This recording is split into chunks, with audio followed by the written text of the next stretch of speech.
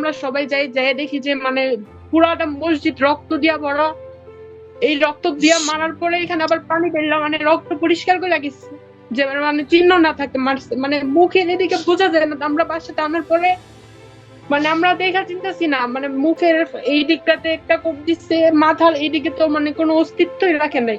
তো পরবর্তীতে যখন মানে সদর হসপিটালে পোস্টমর্টম করানো হয়, পরবর্তী দিন আমরা জানাজা দিই। তো জানাজা আমরা জানতাম না যে মানে দেশের পরিস্থিতি কি, কারণ তখন মানে আমাদের মানসিক অবস্থান এরকম। তো যখন আমরা, আমার ইচ্ছা ছিল বাসাতেই স্বাভাবিক। দাফন দেওয়ার, কবর দেওয়ার, কিন্তু মানে সবাই মসজিদের ইমাম সাহেব সহ সবাই বলতেছে যে গোরস্থানে দেওয়ার জন্য। তখন আমরা যখন গোরস্থানে যাই, তখন মানে অ্যাম্বুলেন্স থেকে নামার পরে যাওয়ার পরে শুনতেছি যে না, কবর দিবে না। কেন দিবে না? বলতেছে যে মানে আওয়ামী লীগের নেতা, আহ, হ্যাঁ রে, আমরা কবর দিতে দিব না, এখানে কবর হইব না, কবরের মধ্যে মাটি দিয়ে দিতেছে।